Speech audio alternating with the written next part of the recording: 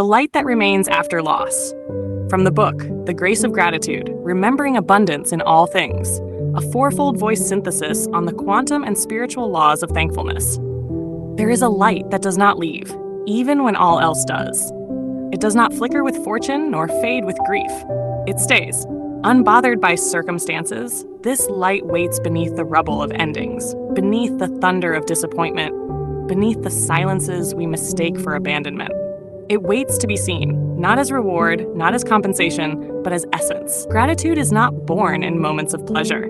It is remembered. When the heart is hollowed out by loss, what remains is not emptiness, but echo. And if you listen long enough, the echo begins to sound like song. A quiet melody that says, "You were never without blessing, even when you thought you were." It begins as breath, unnoticed, then as warmth, then as awe, not for what you received, but for the wonder that anything at all could be received by something so small, so brief, so human. We thought thankfulness was a posture we had to learn, but the truth is, it is the original song of the soul. Gratitude is not a virtue. It is the memory of wholeness, a cellular knowing that we belong. That existence is gift, that we are not separate from the stream of giving, but are the stream, are the river, are the rain that falls on both drought and flood. This book is a return to the origin of appreciation, to the wisdom of the body, to the sacredness of the ordinary, to the divine intelligence that breathes through everything from joy to despair. It is a journey of perception becoming presence, of trauma becoming teaching, of the self-awakening, of relationships sanctified, of the world transfigured into a temple of enoughness. You will find here no promises of abundance as reward, but abundance as reality, once the eyes of grace are opened. Pain, joy, and the ordinary are all instruments of the same music. Let us begin, not to learn how to be grateful, but to remember that gratitude is what we already are. Pat awareness, the seed of gratitude. From the book, The Grace of Gratitude, Remembering Abundance in All Things, a fourfold voice synthesis on the quantum and spiritual laws of thankfulness. Hatch opening, before gratitude becomes a feeling, before it becomes a word offered in thanks, before it flowers into generosity or joy, it begins as awareness. A silent turning of the gaze inward and outward at once. It is not the act of counting blessings, but the consciousness that blessing is everywhere, even in what the mind does not yet recognize as such. Awareness is the soil in which all thankfulness grows. Without it, we walk through a field of miracles with eyes closed. With it, even the smallest moment, a breath, a breeze, a blink, becomes a revelation. Gratitude does not require abundance to arise. It is the awareness that abundance is always already here. Let us now awaken this seed through the fourfold voice. History. Ancient Thanksgivings and harvest rituals.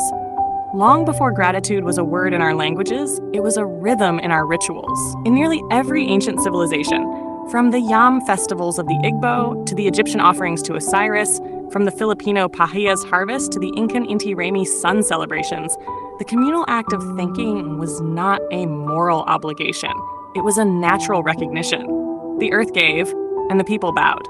Thanksgiving, in its oldest forms, was not limited to what one received. Even the coming of rain, the death of winter, the change of seasons were marked with reverence.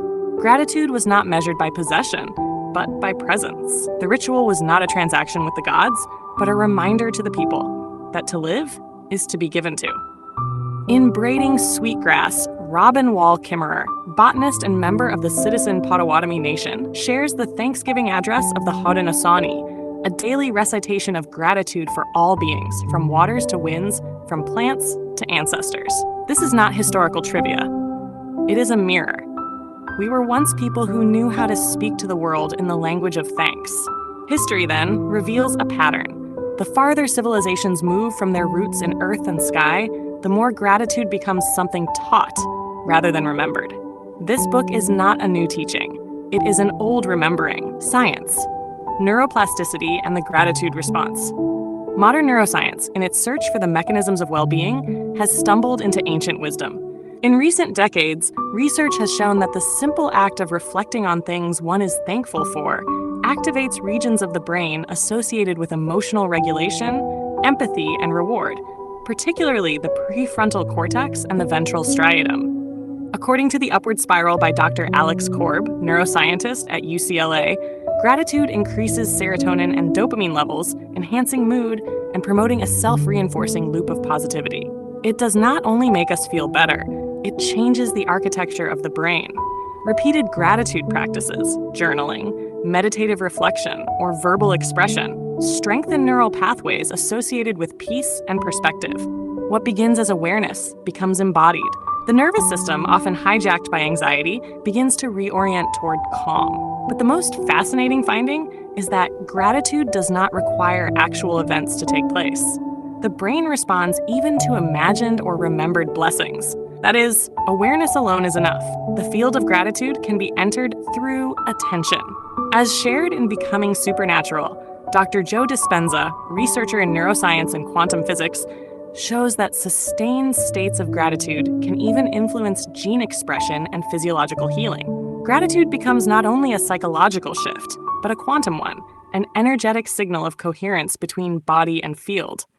Thus, science affirms what the mystics have always known: to become aware is to become aligned. Gratitude is not an outcome, it is a frequency. Philosophy, the phenomenology of appreciation. Phenomenology invites us to look not just at things, but into them, to return to experience, to notice the texture of presence. In Phenomenology of Perception, Maurice Merleau-Ponty reminds us that being is not mental. It is lived, breathed, sensed. Gratitude in this light is not conceptual. It is embodied. It arises when we dwell with things, not above them. Simone Weil, in Waiting for God, reveals that attention, true attention, is the highest form of love. To attend to something is to receive it fully, without demand. And to receive anything deeply is to be grateful. Philosophy, then, does not teach us how to be grateful. It shows us that gratitude emerges when the mind stops grasping and begins beholding. When we become present to the miracle of existence, appreciation is inevitable. Gratitude, then, is not the conclusion of thought. It is the fruit of presence, spirit. Gratitude as prayer without words. Gratitude is the soul's natural exhale. It is the wordless knowing that we are not lost, that we are not alone, that this, even this, is holy. In Gratefulness, the Heart of Prayer, Brother David Steindl-Rast, a Benedictine monk and founder of gratefulness.org, speaks of gratitude not as response, but as stance. Not as transaction, but as transformation. Gratitude is not for what happens, it is for being itself. In mystical traditions across the world, from Rumi's ecstatic surrender to the Upanishad's stillness, gratitude is not an obligation, it is realization. The veil lifts, and what is seen is awe. When you truly become aware, everything becomes enough. The sky, the ache, the silence. Each breath becomes a benediction. This is not metaphor, it is the field's whisper. That you are already surrounded, you are already whole, you are already home. Conclusion. Awareness is the quiet root of all sacredness. Without it, gratitude becomes ritual without meaning, motion without spirit. But with awareness, every breath becomes benediction. This chapter is not an invitation to list blessings, but to see, really see, the fabric of existence shimmering with offering. The more we become aware, the more we realize we are not separate from the gifts of life. We are the gift. In awakening awareness, we do not become grateful. We remember that we are gratitude itself, embodied, breathing, beholding. Awakening questions. 1. When was the last time you paused to witness the fullness of a single moment? 2. What unnoticed blessings surround you daily, awaiting your attention? 3. How does your body respond when you shift from wanting to witnessing? 4. What does it mean to live not as a seeker of gifts, but as a vessel of thankfulness? 5. Can you remember a time when pain eventually became something you were grateful for? Final 4 lines. Gratitude is not what you say. It is what you see when the veils fall. To be aware is to be in love with now, and now is always giving itself to you.